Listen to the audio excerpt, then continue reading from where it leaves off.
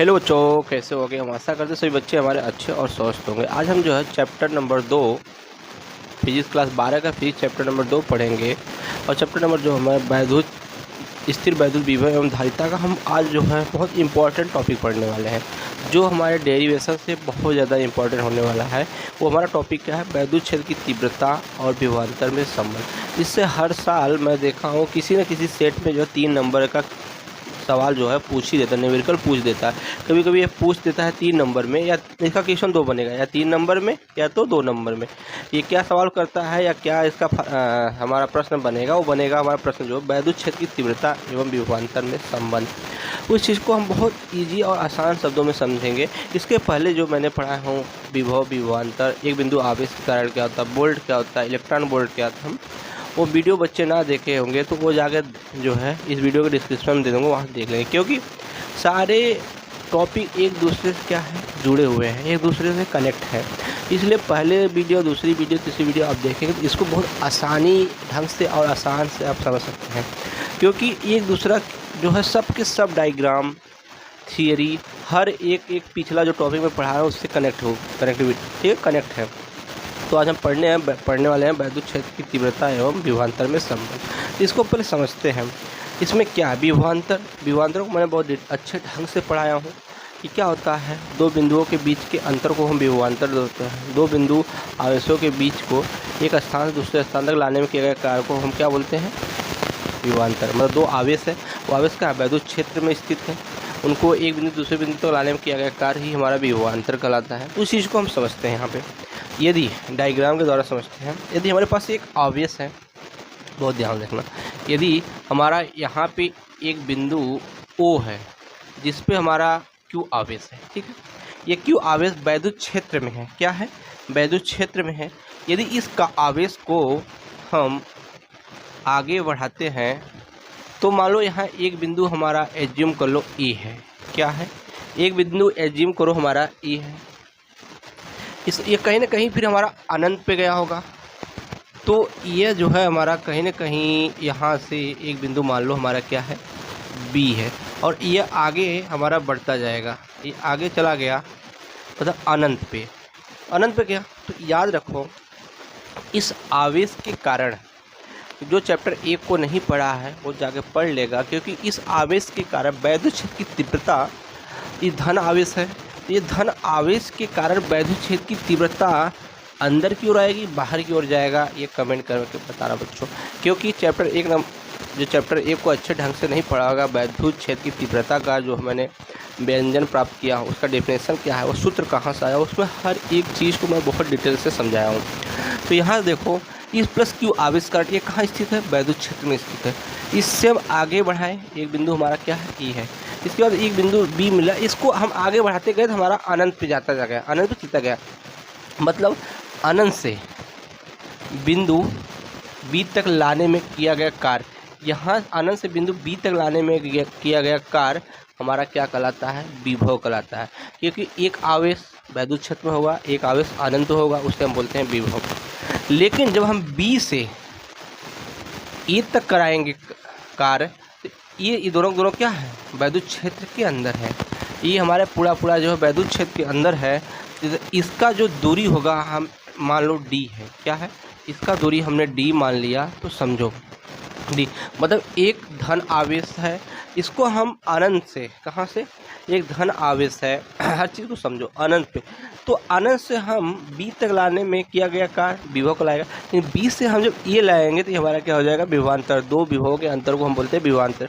तो यहाँ पे जो F लगेगा, इस धन आवेश के कारण एकांक धन आवेश यहाँ होगा।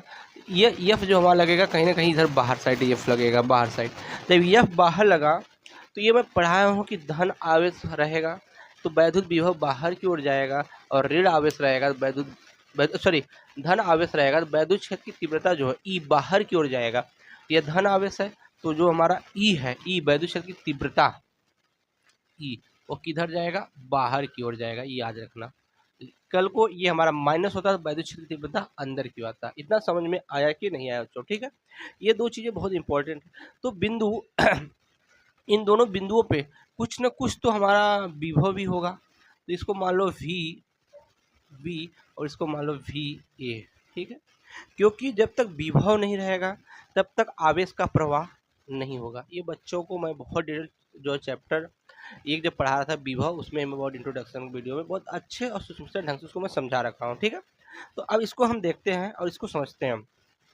क्या लिखा है, एक समान वैद्युत क्षेत्र E, क्या है E, एक दूसरे से D दूरी पर, देखो एक दूसरे से D दूरी पर दो बिंदु A और B स्थित है, दो बिंदु A और B स्थित है।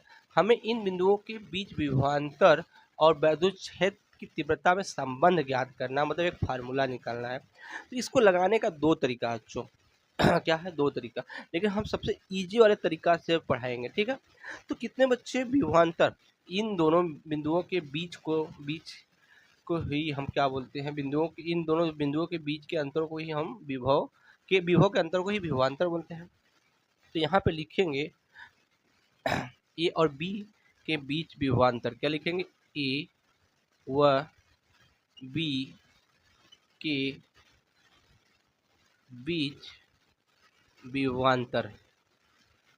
विभवांतर जब निकालेंगे तो दो बिंदुओं के बीच के अंतर को हम विभवांतर बोलते हैं।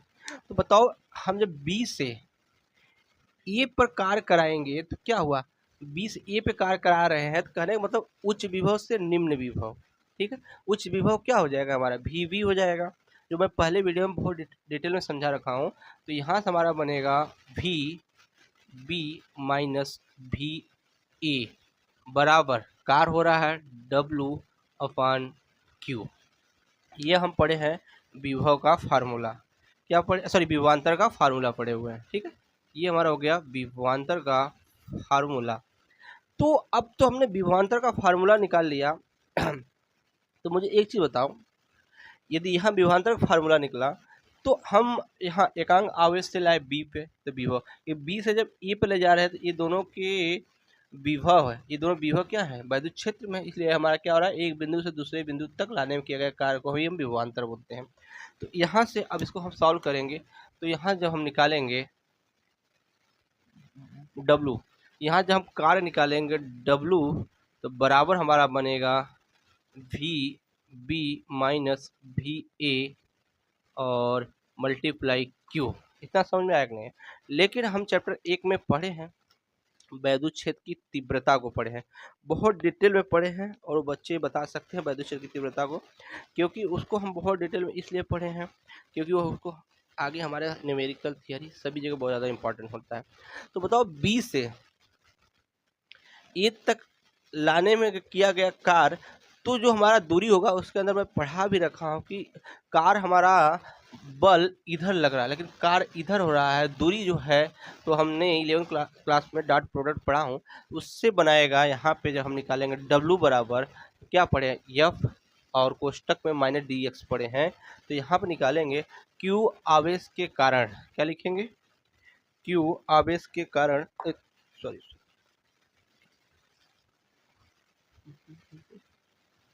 अच्छा यहाँ पे नहीं लिखा ना, यहाँ Q नॉट रहेगा, सॉरी Q नॉट, तो Q नॉट आवेश के कारण, यहाँ पे हर चीज़ लिखेंगे, Q नॉट आवेश के कारण, Q नॉट आवेश के कारण कारण B से A तक लाने में किया गया कार्य, कहाँ से B से A तक लाने में किया गया, Q नॉट आवेश के कारण B से A तक लाने में किया गया कार्य, तो एक चीज बताओ, 20 ए तक बल हमारा उधर लग रहा है, वैद्युत क्षेत्र की तीव्रता उधर लग रही है, लेकिन कार्य उसके जस्ट अपोजिट हो रहा है, तो किया गया कार्य, तो हमने यहाँ से वो फार्मूला पढ़ा हो जो मैंने किसमें, किसी बिंदु आवेश के कारण वैद्युत विभव की गणना करना, उसमें बहुत डिटेल समझाया हूँ, तो उतना हम डिटेल में न जाके हम लिख देते हैं W बराबर F मल्टीप्लाई माइनस D। क्यों माइनस D आया, बताया ना कि F D cos theta cos 180 का मान कितना बनाता है, -1 होता है, या बल और ई इधर लग रहा है, कार्य इधर हो रहा है, इसलिए हमारा ऑलरेडी डायरेक्ट हम -1 दिए। तो वैद्युत क्षेत्र की तीव्रता लिखेंगे यहाँ से, इसको मान लो समीकरण नंबर 1 लिखेंगे, वैद्युत क्षेत्र की तीव्रता वैद्युत क्षेत्र की तीव्रता किससे दिखाते हैं? वैद्युत क्षेत्र की तीव्रता को ई से दिखाते हैं। तो ई बराबर जो हम पढ़ेंगे तो पढ़ेंगे एफ अपान क्यू। ठीक है, ई बराबर पढ़ेंगे एफ अपान क्यू। तो बताओ मुझे यहाँ से जब हम एफ बराबर निकालेंगे तो हमारा क्या बनेगा? ई मल्टीप्लाई क्यू बनेगा कि नहीं बनेगा? यदि हम यहाँ पर यहाँ से भी का डब्लू का मान यहाँ ला के रख दें, इसको मान लो समीकरण नंबर 1 मान लो और इसको समीकरण नंबर 2 मान लो। यदि समीकरण 1 और 2 का मान इस फार्मूले में ला के रख दें, इस वाले फार्मूले में, तो बताओ हमारा क्या बनेगा? तो देखो एफ बराबर हमने क्या निकाला हो यहाँ से, ये किधर गया?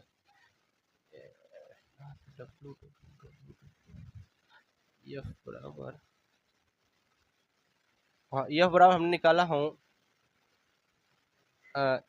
ई इंटू क्यू निकाला हूँ, ई इंटू क्यू निकाला हूँ। तो समीकरण 1 का मान 2 में रखने पे और इस समीकरण 1 और 3 का मान 2 में रखने पे, इसको मान लो समीकरण नंबर 3।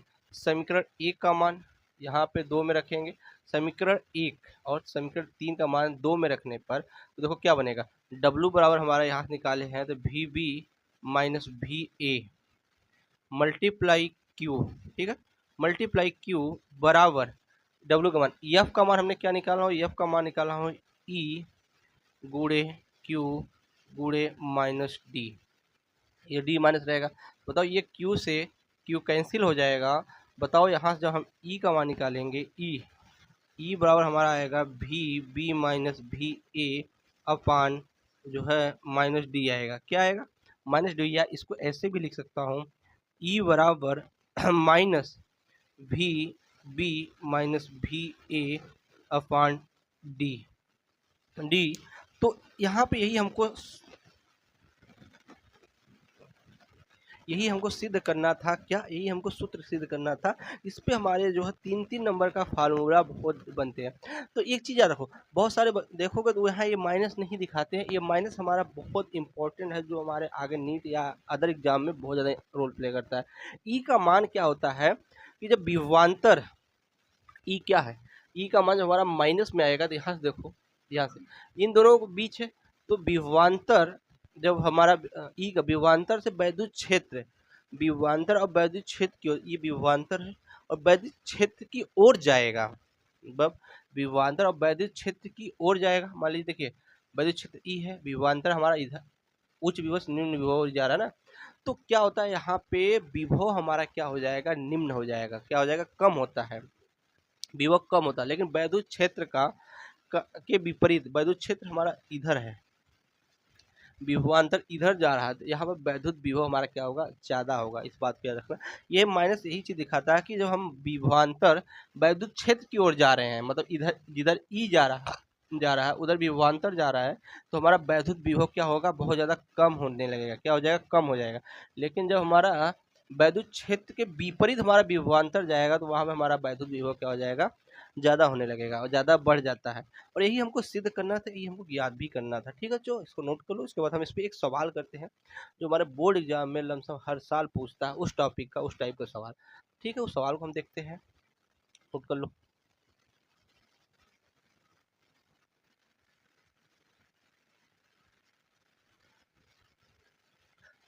तो हम इस टॉपिक पे एक सवाल करते हैं। सवाल को देखो, सवाल क्या कह रहा है कि 3 गुणे 10⁸ कूलाम के एक विद्युत आवेश को एक समान विद्युत क्षेत्र में एक बिंदु से दूसरे बिंदु तक ले जाने में किया गया कार्य 9 गुणे 10⁻⁴ जूल है। यदि इन बिंदुओं के बीच की दूरी 12 सेमी है तो वैद्युत क्षेत्र की तीव्रता ज्ञात कीजिए। उस टाइप का सवाल आ गया। तो इस चीज़ को समझो कि यहाँ पे हमने भी फार्मूला ऑलरेडी निकाल रखा था। क्या निकाला हो फार्मूला? ई बराबर भी बी माइनस भी ए अपान डी, यही फार्मूला हमने निकाला अभी इसके पहले। भी तो यहाँ से हमको वैद्युत क्षेत्र की तीव्रता ज्ञात करना। सवाल में क्या दिया? 3 गुणे 10⁸ कूलाम के दो विद्युत आवेश को एक समान बिंदु में, मतलब Q का मान हमको यहाँ दे रखा है। Q का मान, क्योंकि दोनों एक समान आवेश है, मतलब दोनों पे आवेश क्या है? एक समान है। तो Q का मान दिया है 3 गुणे 10⁸ कूलाम। इसके बाद एक बिंदु से दूसरे बिंदु तक ले जाने में किया गया कार्य, मतलब W का मान दिया है, W का मान कितना दिया है 9 गुणे 10 घाते माइनस 4 जूल, तो 9 गुणे 10 घाते माइनस 4 जूल दे रखा है। ठीक है, इसके बाद दिया है इन बिंदुओं के बीच की दूरी, मतलब दूरी हमारे पास D का मान दिया है 12 सेमी या 12 गुणे 10 घाते माइनस 2 मीटर। ठीक है, कन्वर्ट कर दिया। अब पूछा क्या है, यहाँ पर पूछ रहा है E का मान, E बराबर प्रश्नवाचक चिन्ह दे दिया, E का मान पूछ रहा है। तो अब हमको यहाँ से विभवांतर नहीं पता है, दूरी पता है, तो यहाँ वैद्युत क्षेत्र की तीव्रता कितने बच्चों को पता है, तो V बराबर हम पढ़े हैं W/Q। जब यहाँ निकालेंगे विभवांतर तो हम पढ़े हैं V बराबर W/Q। ठीक है, ये फार्मूला पढ़े हैं। इस फार्मूले पे जब हम रखेंगे, क्योंकि दो बिंदु आवेश समान है तो विभव भी समान होगा, तो उसको हम विभवांतर के टर्म में लेंगे, तो E हमारा यहाँ जब निकलेगा या इसको बिंदु, तो इसमें हम लिखेंगे VB माइनस VA। विभवांतर का फार्मूला ये है, क्योंकि दो बिंदुओं के बीच के अंतर को विभवांतर बोलते हैं कि आवेश समान दिया हुआ है तो विभवांतर भी समान होगा। तो यहाँ से जो हमारा VB माइनस VA आएगा, W का मान कितना दिया हुआ है, तो 9 गुणे 10 घाते माइनस 4 अपान Q का मान कितना दिया है 3 गुणे 10 घाते 8। ठीक है, 3 त्रिका 9 और ये ऊपर जाएगा तो यहाँ से बनाएगा 3 8 4 12 10 घाते माइनस 12 वोल्ट। क्या बनेगा 12 वोल्ट। अब 12 वोल्ट बल गया, तो इस फार्मूले में जब हम सवाल रखेंगे E बराबर दो बिंदुओं के बीच का, तो आया है हमारा 3 गुणे 10 घाते माइनस 12। दूरी कितना दिया है, तो दूरी दिया है 12 गुणे 10 घाते माइनस 2। ठीक है, तो ये हमारा जब सॉल्व करेगा 3 चौक 12 और ये माइनस ऊपर जाके प्लस बनाएगा, तो यहाँ जो हमारा आएगा 1/4 गुणे 10 घाते माइनस 12 और गुणे 10 घाते 2, क्योंकि ये माइनस 2 ऊपर जाके प्लस बनाएगा। तो यहाँ से जब हम E का मान सॉल्व करेंगे, E बराबर तो 0.4 दूनी 8 4 पच्चे 20 गुणे 10 घाते माइनस 10। ठीक है, क्या न्यूटन अपान कूलाम होगा, यही हमको निकालना था और यही इसका मात्रक, क्योंकि हम पढ़े हैं E बराबर F/Q। तो F का मात्रक क्या होता है न्यूटन, Q का मतलब क्या कूलाम। तो इसको हम जब ये माइनस और पीछे ले जाएं तो यहाँ से हमको E का मान मिलेगा, एक अंक पीछे ले जाए तो ये हमारा बन जाएगा 2.5 गुणे 10 घाते माइनस 11 न्यूटन अपान कूलाम। यही हमारा क्या है आंसर है। ठीक है बच्चों, ये वीडियो अच्छा लगे तो वीडियो को लाइक शेयर सब्सक्राइब करना और अधिक से अधिक अपने ग्रुप में शेयर करने का कोशिश करो, चाहे हमारा व्हाट्सएप ग्रुप हो, चाहे स्कूल ग्रुप हो या कोचिंग ग्रुप, जिसमें आपको छोटे छोटे टॉपिक बहुत ज़्यादा इंपॉर्टेंट होता है जो तुम्हारे बोर्ड एग्जाम में, या इससे 1 नंबर 3 नंबर और 2 नंबर का क्वेश्चन बनता है। 3 नंबर में इससे डायरेक्ट सवाल पूछेगा, 2 नंबर में पूछ देगा कि वैद्युत क्षेत्र की तीव्रता और विभवांतर में संबंध ज्ञात करो। अभी हम विभव प्रवणता जब पढ़ेंगे तो इसी से रिलेटेड वो भी टॉपिक है। क्या होता है, हर टॉपिक एक दूसरे से क्या होते हैं कनेक्टिविटी होते हैं, एक दूसरे से जुड़े होते हैं। ठीक है बच्चों, तब तक के लिए हम मिलते हैं नेक्स्ट वीडियो में।